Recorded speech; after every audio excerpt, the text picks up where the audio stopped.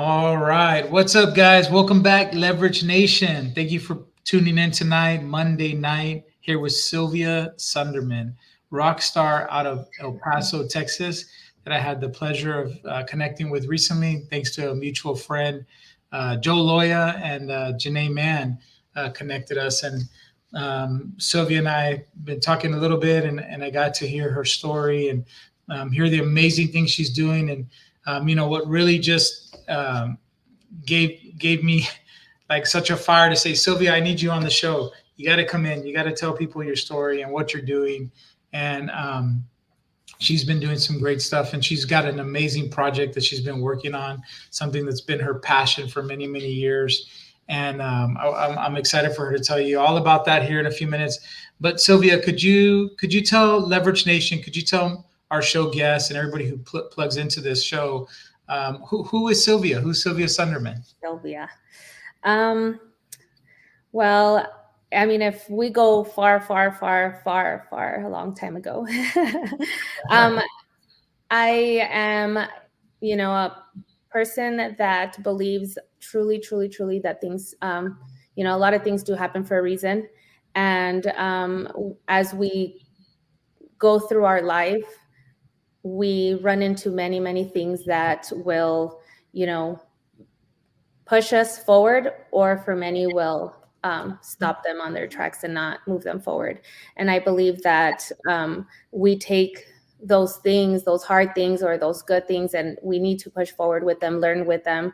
So as a child, I grew up in a very, very, very tough home, very home where you would consider, CPS going in there and taking us out. But a lot of that didn't happen. And we saw a lot of things that, kids are not supposed to see growing up. It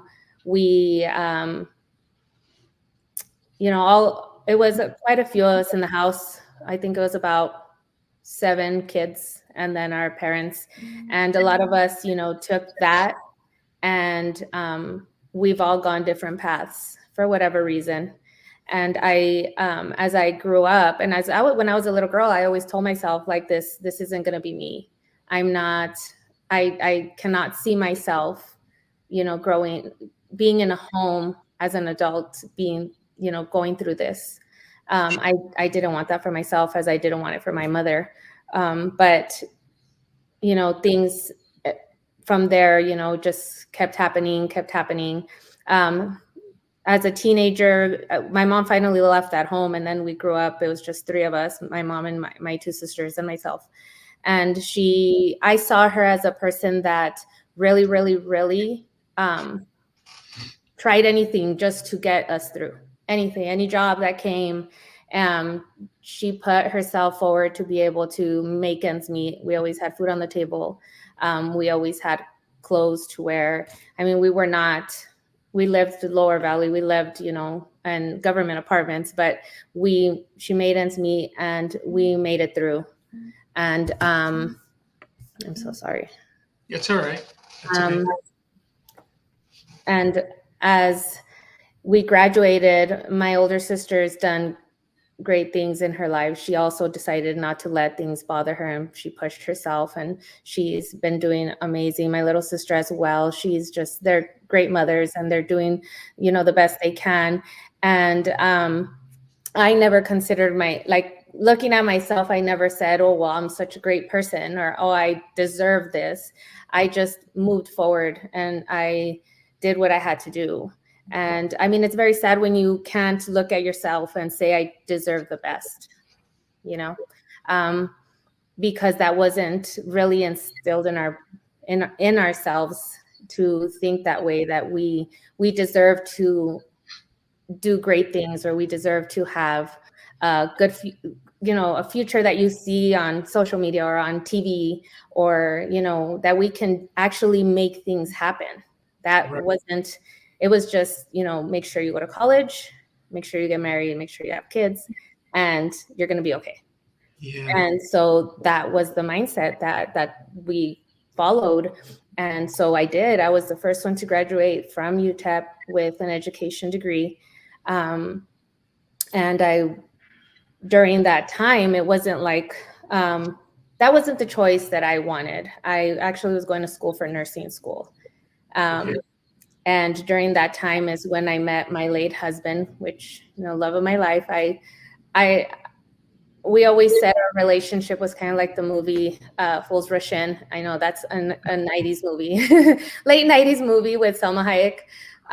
But that was our story, like Fools Rush In. Like we literally met like this. We were expecting a child, and I went from 0 to 3 because my stepdaughters also, I had them in my life forever, and I mean they still are.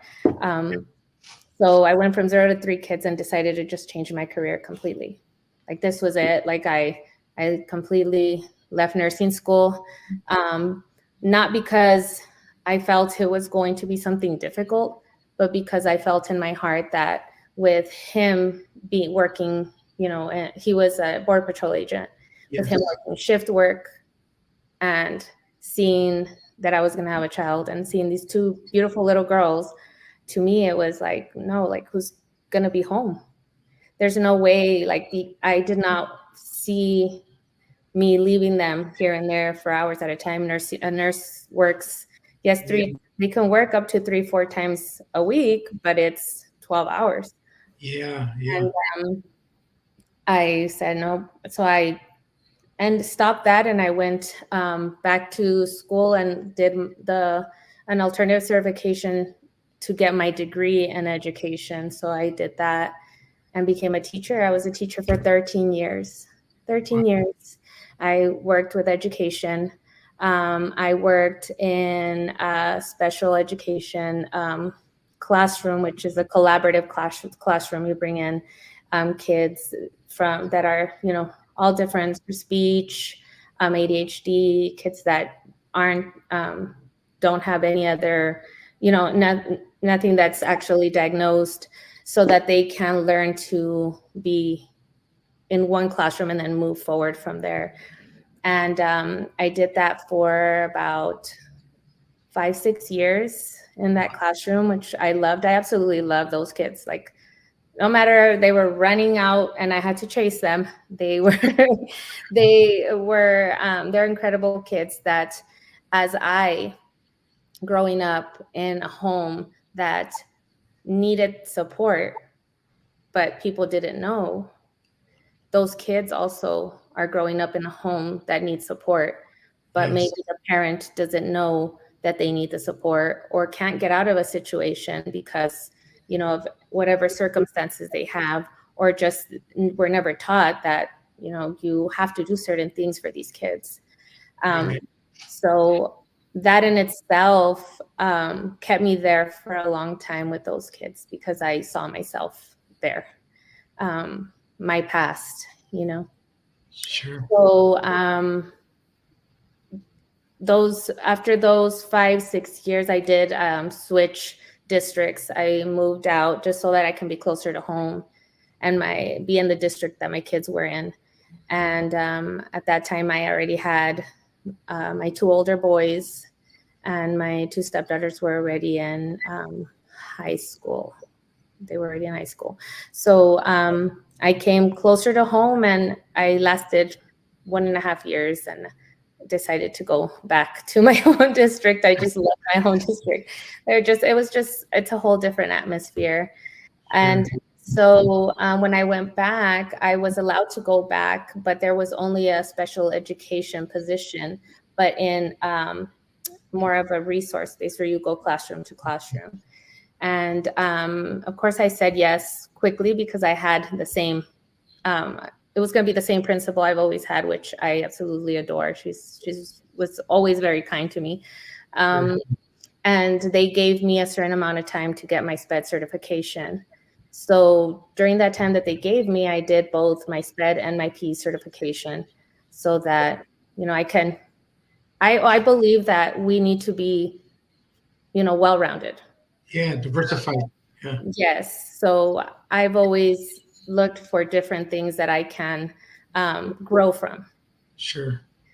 So I did those certifications, and I was about to go back to the district that Monday, February 24th, 2020 was supposed to be my starting date.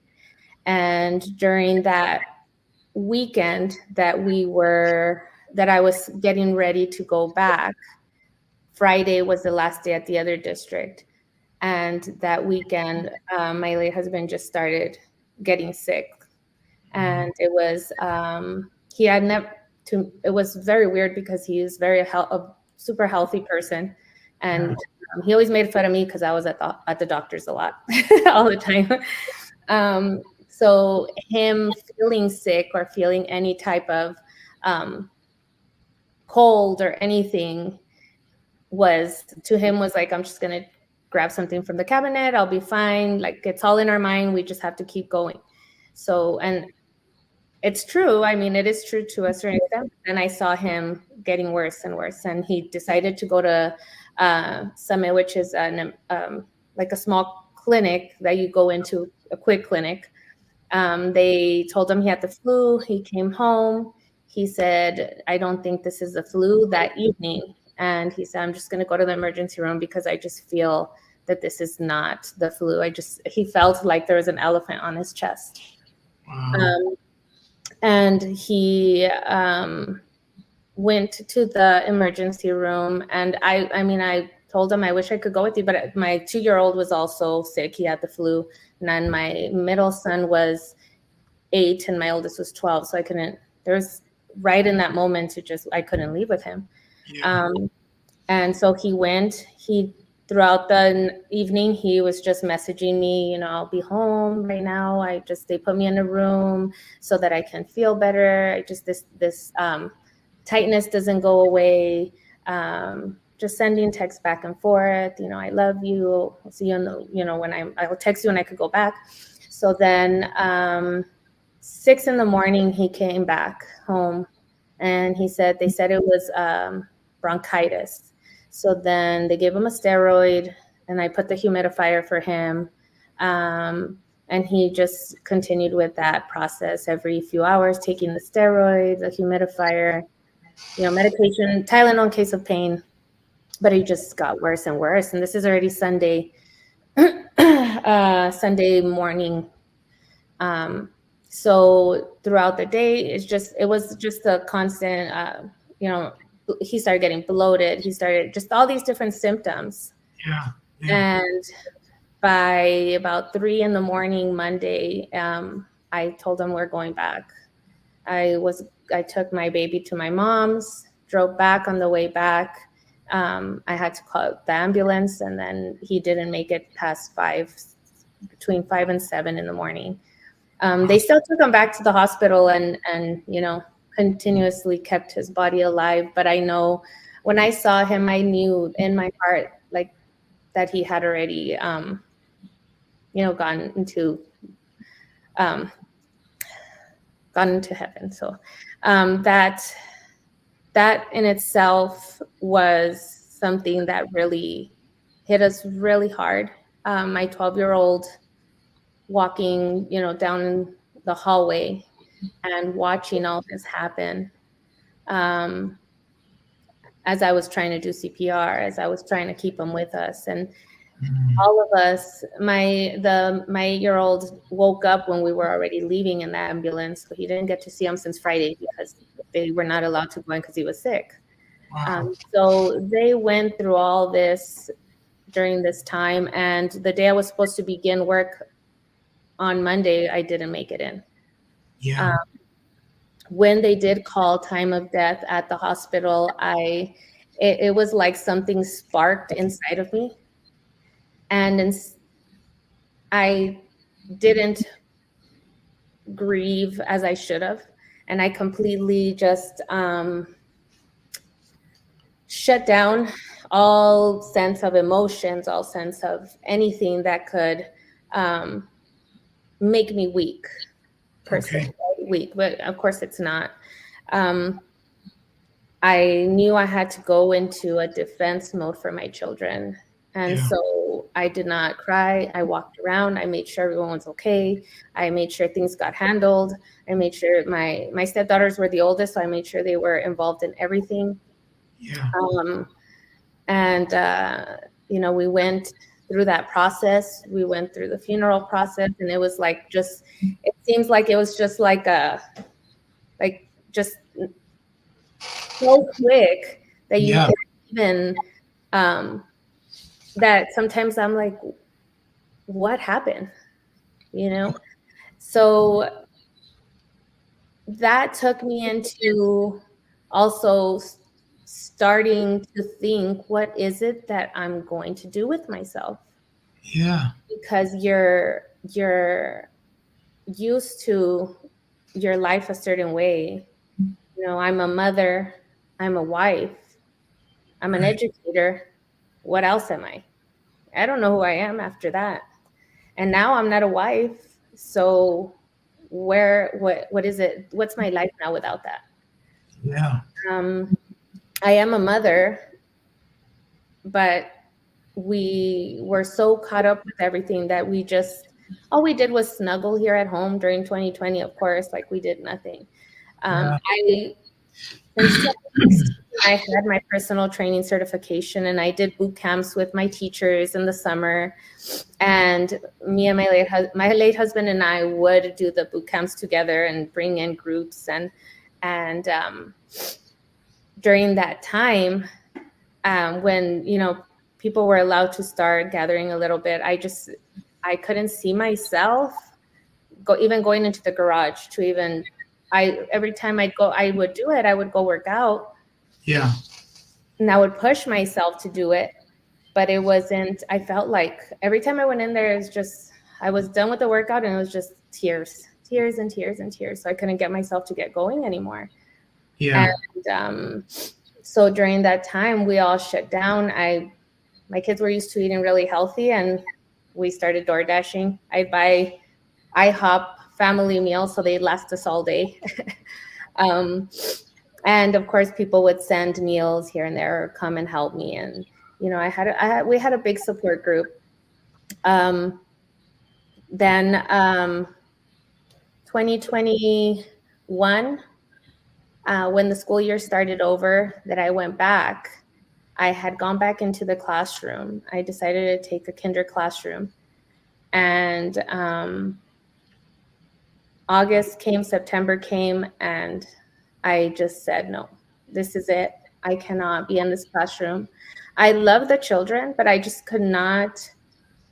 Being in four walls, I just felt like there was something inside of me that was pulling, that was telling me, there's no way you're going to be here all day. There's so much more that you can do, So I told my principal, I need to go. This was the second time I had told her I wanted to resign, but the first time she said, do an FMLA, you'll be fine. Usually when you're grieving, you do things, just because of the grieving. You just do stuff. So she said, no, are you sure? And I said, yes, I'm sure this time. Like, I can't do this. I'm having panic attacks. I cannot be here anymore. I just need to go. I need to figure myself out. So I did. I resigned.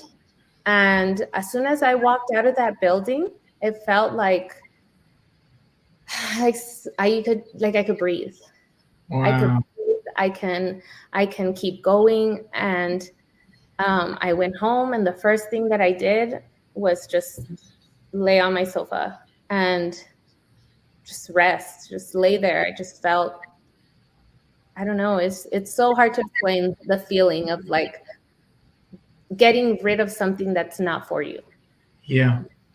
It's not for you. And sometimes we try to forcefully do things. We try to forcefully keep going at things because we feel that is for us and we have to keep doing it. But then we live unhappy. Yes. And so me being able to just get out of there and actually express myself and say, you know what, this isn't for me, that in itself just was such a relief. And I knew that God had pulled me out of there. I knew that for a long time, I mean, throughout my life, I could hear that little voice saying, there's so much more you can do.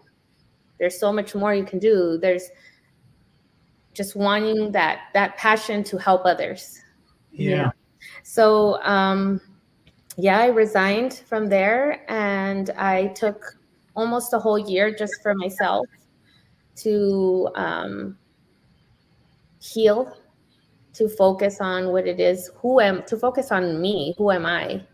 Of Sure. course, of course I focused on my children, made sure because they were grieving as well. So I needed to be here. They were failing school. And so I needed to be here, and that helped them tremendously. Right now they're doing wonderfully.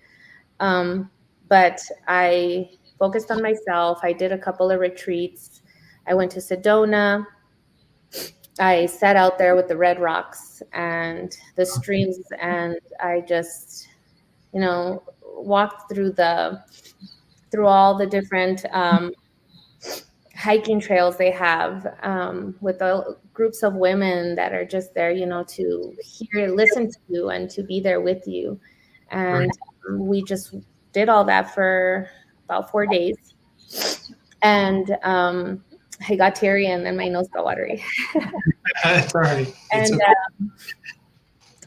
I did that one. And then after that, a year later, I also went to Costa Rica with another group of beautiful women. And we went out there. The first place we stayed at was more of a jungle base, more of like wilderness. And we climbed up to the highest area of where we were staying, and we just all screamed and howled out, to everything, just letting everything out. It just felt so good. Yeah. We went up to volcanoes. And we still embrace each other. We still talk a lot. And yes, they're wonderful. And then I spend a lot of time with my family for sure. Like we're very close. And then this last one that I took was out in Austin. But this one was with my trainer, and her husband. And they both do the training, and I take they send me my nutrition and stuff, because as a trainer, and I work, I also need somebody to Yes, help. of course. Yeah. Yeah, we learn from each other. But and a lot of people don't see it that way. Okay, that's how I'm explaining it. But a lot of trainers seek other trainers. We collaborate together, we learn from each other, and it just helps when you're working on something that you have somebody helping you as well. Yeah. So their program is called Know Your Power, and they base it also on what attracted me to them was that they do things how I do things here with my girls. Okay. Their vision, their beliefs on helping people and working from within so that it helps the exterior. And so I just right away, when I talked to him, I said yes, and I'm gonna stay with you all. And so this last retreat, I think it was in April, we went down there, and it was a weekend. Meditations and talking and acknowledging your authentic self to be able to be authentic with others. Yeah. And teaching us about our boundaries and showing that we do have a place, we just have to believe in it. Because a lot of times, me myself, I struggle with that. I know I am good at what I do. I know that I can be better, and I know I can grow so much, but then sometimes we get that little voice in our head that tells us, why? Who are you? Right. Who are you to be doing this? Right. You're this little, like this is a big project. Like, and that little voice is very annoying. Very annoying. So I constantly get on my knees, and I constantly pray and say, please get that voice out of my head, because I know I am built for so much more. I know I am. Yeah. And so here I am today, and here I am now trying to build this dream that I've had since 2016. But I never knew I could actually get there. I never knew I can actually build it or how I was going to do it. Yeah. I always worried so much about, well, what about the bills and what about this? And, and I didn't want to worry my husband at the time with more bills either. Sure. I know that he would have gladly helped me. He would have gladly pushed me because that's the type of person he was. He was always telling me the opposite of what I thought of myself. He always Right. said, "You're good enough." He always said, "You can do this. You just have to do it. Like, what are you waiting for?" But I was always worried. No, like, what about the kids? Who's going to take care of the kids? Who's going to do this? So I never did it. And 2022, I decided to finally clear out my garage. The garage, I have a 3-door garage. And when everything happened, I had moved out of my home. So there's a lot of stuff in the garage because, those things you do when you're grieving, you just have to get away. Sure. So I left. I invested in buying another home. Okay. So that, I could sell this one because Right. I couldn't be here at the moment. And we were living there for about a year, but it always felt like when you're on vacation and you get homesick. Yeah. The boys wanted to come back home and we were all homesick. So I decided to come back home. I fixed some things here at home, cleared out my garage as much as I could here and there. Finally came back in October 2021, and then in March of 2022, I told the boys, we need to start clearing out the garage, like completely, because I had posted that week that I was going to start my classes over. Oh man. Yeah. I'm going to start my classes over. If you're interested, if you want to come join a group of women and inspire each other and motivate each other, I'm starting this Monday. So sign up. Yeah. I had women sign up that weekend. Wow. So I told the boys, let's go. A fire sparked inside of me, cleaned out my whole garage. You would not imagine how packed it was. I'm not even kidding how bad it was. And we took everything out. They helped me even paint. We brought in the equipment that we could put aside in the corner, what was for later. Yeah. But by Monday, I was open. I had my mats ready. I had my stuff ready. I had my workout plans ready. And I started with my girls again. Nice. So that got me going. That got me going to continue. That's been a year. 2023 was a year in the garage. And then now a couple of months, I want to say, maybe like 3 months ago, 4 months ago, I finally signed a contract to move out of my garage and grow a little. It's not huge, but it's not my garage. Yeah.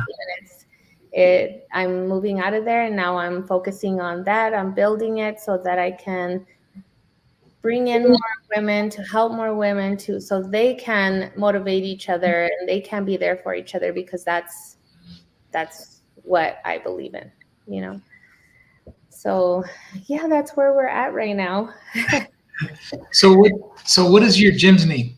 The gym you're opening now. What is it? My gym's name is Fierce Intensity.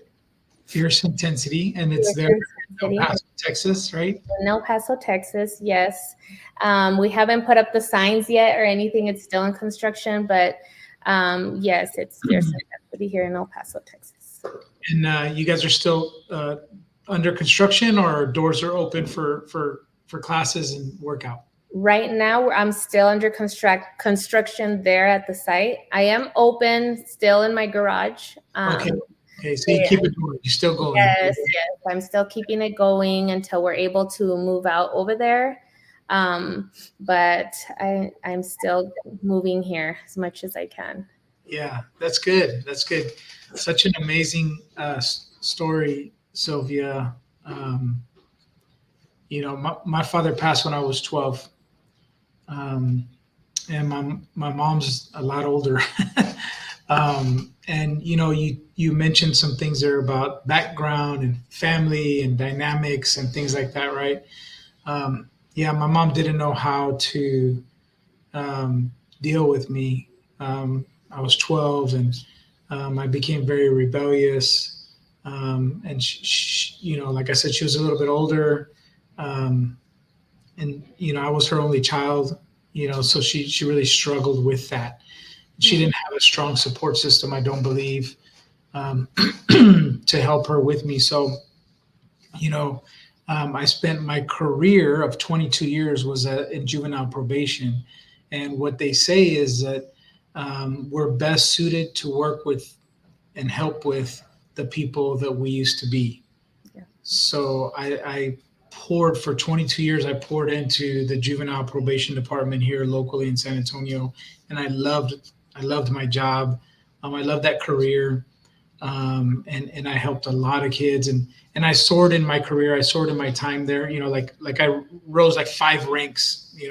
The youngest supervisor and stuff like that. And well, I guess the point that I'm getting at is that everything that you've been through in life and where you're at in your strength, right, and leading your children, right, and being the anchor for them that you are, also pouring into women now, right? So much healing is going on there in your family, with you, with your children, but so many women, if it's not already happening, it's going to happen. There's so many women that I know you're writing a chapter, right? Or you're writing a chapter, and so shout out to DG Publishing, the show sponsor.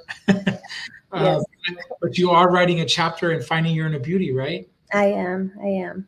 So anybody watching this, the Finding Your Inner Beauty is going to be an amazing book that Mari Gomez is bringing together many women so they can share their story in that book, and it's just going to be amazing. And I know it's in the works now, and Janae Mann has been very instrumental trying to coordinate everybody and round up all the ladies, right? Yeah, she's wonderful. But yeah, I commend you for your strength and digging in there deep, and because we do have that moment where, like you said, there's a release, right? Although I loved what I did for 22 years, I just reached that point where the walls, I was just bored. I don't know how to say it. It didn't fulfill me anymore. So I retired in December of 2019. And since then, I was, 4 years, I had a small stay in another business, and just trying to find what exactly was my next chapter in life, right? Like you said, right?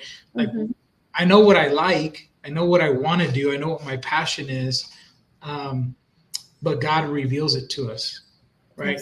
In His timing, He gives it to us, and He says, "Here it is, Sylvia. This is it." And even though we never knew, we never realized, like, man, I can make that happen. I can do anything in the world that I want to when I put my mind to it. So, amazing testimony, amazing example for your children. My wife and I, now we try to show our children the same thing. Like, man, you can do anything you want. You can put your mind, just do it. Like, there's no limits on what you can achieve in life.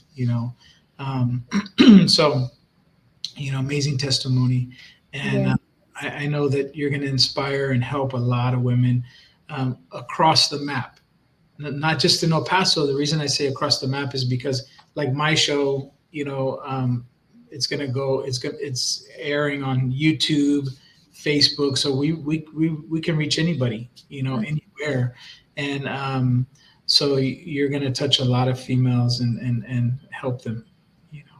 Yes, I just love that. I love that happens when we share our story, and we're able to, in whatever way, inspire somebody, at least one person.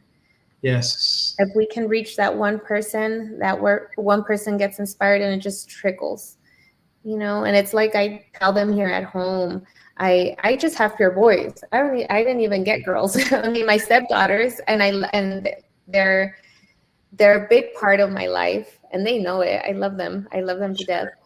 But God did not give me girls. Yeah. You know? And I would tell my husband, like I didn't get a girl. And he was 13 years older than I was. Okay. And he would always tell me, babe, I'm older than you. You're gonna need boys. You don't know how much I'm gonna be able to do, till when, till what age.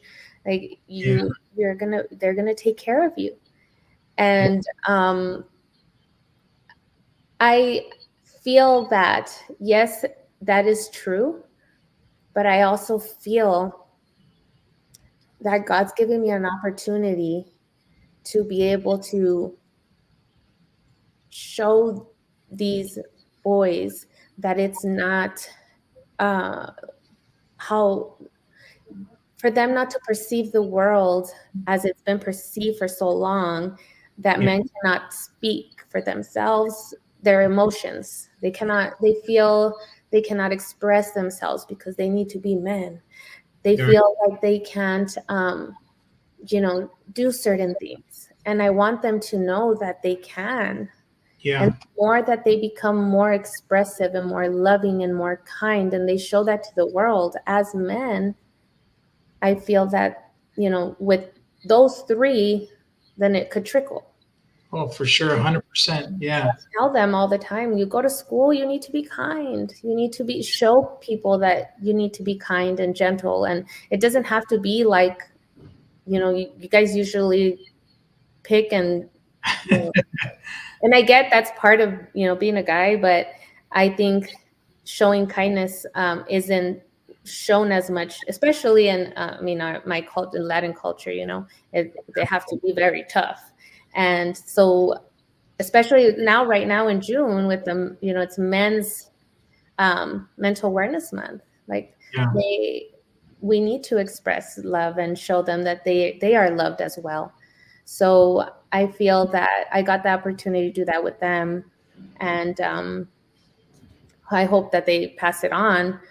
But also with the women that have come into my life, I do feel that there is a part of a mirroring effect happening every time I see them. Yeah. Because they do touch my heart in lots of ways.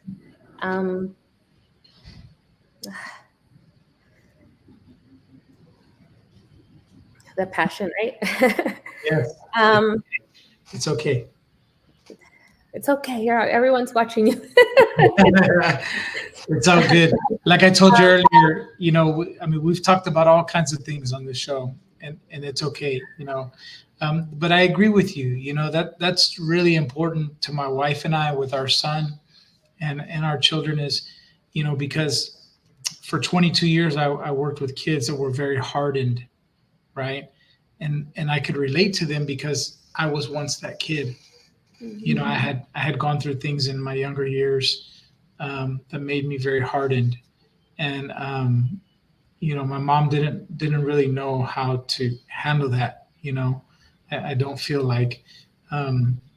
So now where we're at now in life, my wife and I, like right now, even though I had all those years of experience working with kids and training and, like you mentioned, college and excuse me, and all of these things, that doesn't equal real life healing.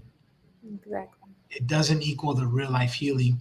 And I have been healing more in the last 6 months than I have in my last 40 some odd years. I'm 51. Like the last 6 months, like right now, I'm telling you, God has really shown me and led me to a lot of amazing people like yourself, and just tapping into that energy of healing, because helping somebody else heal helps you heal, and then we're just all moving, right?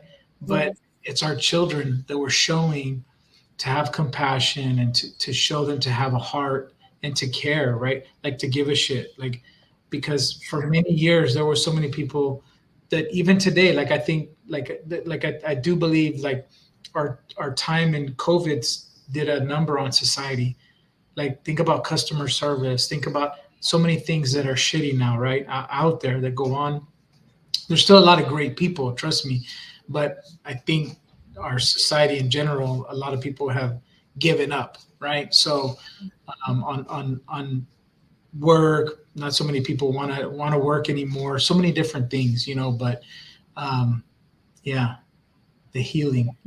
It's very important to heal. It's so, so important to heal from just within, deep down, everything that, I mean, it is true. We do grow up with a lot of things that happen in our life that could initially bring us down completely. Yeah. And it's up to us, it's up to yourself to figure out, okay, this is not serving me. Yes. How can I become better? And I know sometimes it takes a long time. It takes a very long time. And I know I mean, throughout my teenage life, I know I wasn't perfect. I did a lot of things that I truly should not have been doing at that age. Yeah. A lot of things that, led me through a path of just spiraling, just going through these things over and over and over and over, because you don't heal from it and you don't get away from it. Yeah. It's not right for you, but then you continue with it, and it's like, oh, there you go back again to the same thing, and then you land it again. And that happens a lot because we just don't figure out, I may be the problem. I need to fix myself. Yeah, a lot of people have problems. Yes, a lot of people may be narcissistic or whatever the case may be, but that is their journey and that is for them to heal. But we need to heal within so that we see those things and we move away from them, or help people that need to see themselves in, help them in a kind way, of course. So that healing process opens up a lot of doors for you also. As you're healing, then you start being put in positions of helping people. That's right. Those doors start opening up, and people start coming into your life that are completely different than what you used to have in your life, because you're doing the inner work. You're figuring out what is good for you and who's good for you, because God says, okay, now this door is going to open, and then these people walk in. And that's I've seen that happen for myself. And when we talk about how I've leveraged and what I've come from to be able to get to where I'm at, it's these things. As a kid, all these things that happened to me, I use that to be able to say, okay, I don't want that in my life. Right. So then where to go so that doesn't happen. And as a kid, I mean, that's hard to do. Like I said, as a teenager, I messed up a lot. But and I did fall into a relationship that was not good for me whatsoever. Yeah. And I remember telling myself, I said I would never let this happen to me. I said I would never be my mom in my mom's situation, or not my mom, but in my mom's situation. Right. I found myself there. And I realized it after, I think, 4 or 5 years in. I said, nope, I got to get out of here. Yeah. So the minute that I got out of that, I met my late husband. Of course, not a minute, right? not right next. But when I got out of that situation, I stepped out and he stepped in. Yes. And I know God put him in my life for so many reasons. Yeah. If I would not have met him, who knows what I could have kept doing. I mean, I would have finished college because I was going to college, but I just don't, who knows? I started doing things so our first date that I had with him was a date that, of course, I didn't know we were having a date. Someone set us up. And after that date, the first place he asked me to was, I'll pick you up Sunday. We're going to church. Wow. So I was like, okay. And for a long time, I had stepped out of church because my ex did not believe in church stuff. And I grew up, I would drive myself to church. My mom would be asleep, everyone would be asleep. I'm like, nobody's going to get up for church. And I would drive myself at 14, 15 to get myself to catechism or confirmation at the time, because I was going to a Catholic church at the time. So I knew where my head was and what I wanted. But then I met this person. They weren't doing it, so I stopped. And then I met my late husband, and the first thing he said was church. And okay, I had never stepped into a Christian church at that time. So it was very different for me, and I fell in love with it. I fell in love with him. It was like telling you full Russian. Done for. But yeah, and I think those things that you learn from, they just keep pushing you towards figuring out what else do you need to do with your life. Right.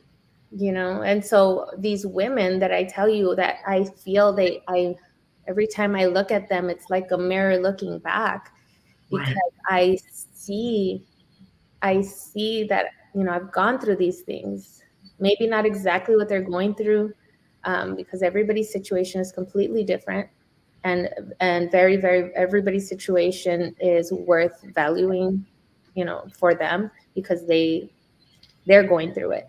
Right. So I put myself there for them, and how can I help them? Because I've seen what I've gone through.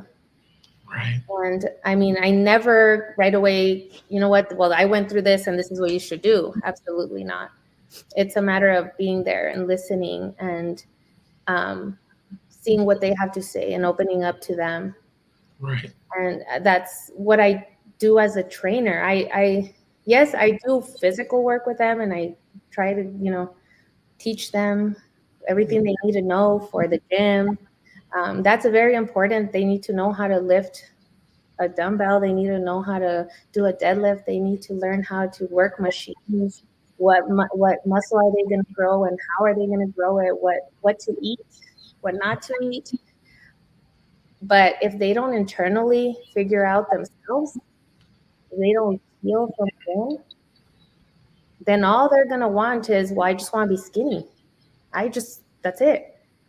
But why just do you want to be skinny? Well, because I don't like how I look. I hate the way I look. Well, why do you hate yourself? Yeah. So deep, so much deeper. It's so much deeper. It's so much deeper than just being skinny. Right. You know, it's why do you hate yourself?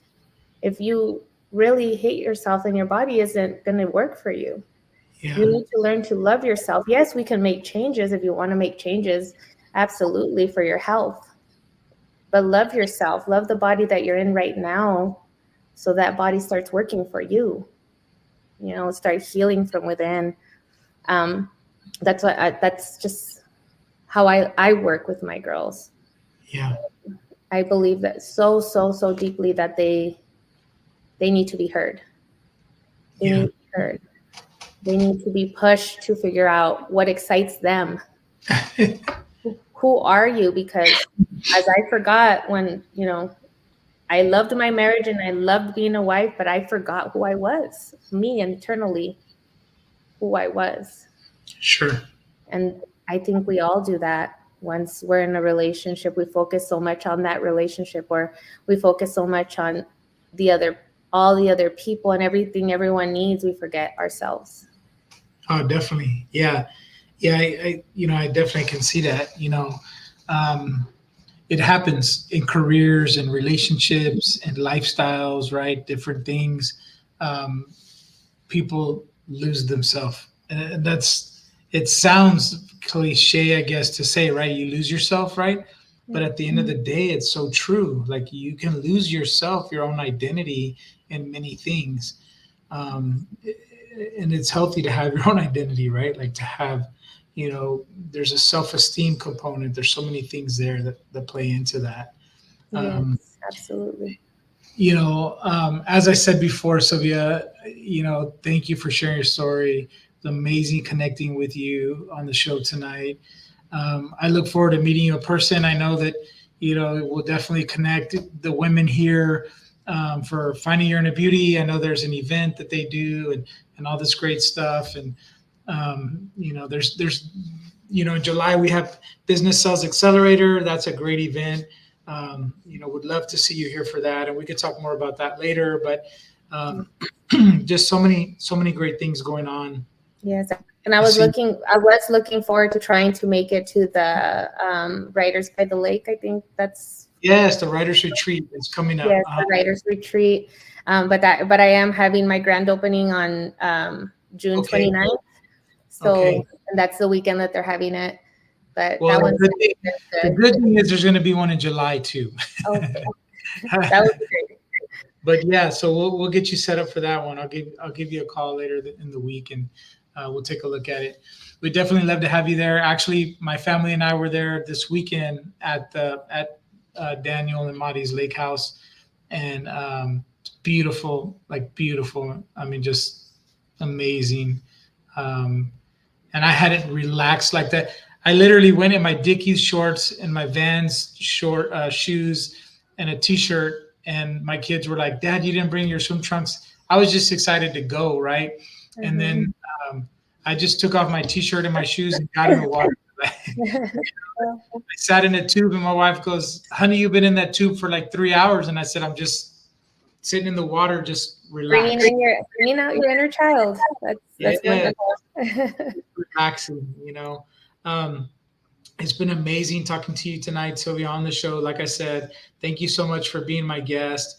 If there is one bit of advice that you would give to any viewer that is interested in getting healthy or starting their own gym or starting business, or you know what I mean, or something, like, what is one thing that you would tell that one person? Many of our show, our audience are entrepreneurs, right? They're folks that either want to get in business or they're in business, and struggles happen, man. Like you mentioned, you didn't realize you could do it, but you're doing it, So if there's one bit of advice, what would you give?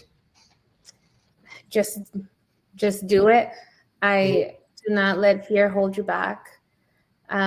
Fear is something that should not be around. It shouldn't even be something that we should feel, because we are taken care of. We are taken care of, and if we envision ourselves already there, that means God already has you there. If that's your dream, and you could totally dream and vision it and just have it there in your vision, then it's already yours. It's already yours. It's just doing the work, just getting through those major paperwork. And I mean, you do that, you find people that can support you, find a good support system, and you find people that can show you, this is how I'm doing it. Just ask for help and just go for it. Just go for it. Whether it's business, whether it's training, whether it's weight loss, whatever it is, just the first step is just do it. Take that first step. I love that. So where can the viewers find you? How can they get in touch with you, or where can they find you if they want to find you in social media, or even your gym? Give the address on Facebook, I'm under my name, Sylvia Sundermann. My Facebook is, everything's on there. I do have a private page called Fierce Intensity on Facebook as well. And then on Instagram, it's under Fierce_intensity_gym. Okay. And that my private page is Serenity Health and Fitness. But I think those are it. My gym's here in El Paso. I'll be down on 15,000 Edgemere Boulevard. It's a new location out there next to a Dollar Tree and a school. But the sign will be up soon. All right. Well, guys, there you have it. If you're in the El Paso area, or if you just want to take a little 9-hour cruise down to El Paso from San Antonio and visit Sylvia, she'll have her grand opening, I believe, coming in July. I think it's June. No, June 29th. Yeah, the end of June. Stop by and visit her, or if you're in El Paso, pop in and see her. If you need personal training or group training, they're going to be doing all that there at the gym. And definitely, I guarantee you that you'll not be disappointed. And it's been amazing connecting with you, Sylvia. And I look forward to the future. And thank you for being our guest tonight on Leverage Nation. And thank you to our show sponsor, DG Publishing. And your book, Finding Your Inner Beauty, will be out soon. And my book, Get Leveraged, will be out soon as well. So I'm excited for that. So thank you so much, Sylvia. Until next time. Thank you, Jacob. Thank you so much for having me on. I really appreciate you. And hopefully we can meet soon. Yes, for sure. You're very welcome.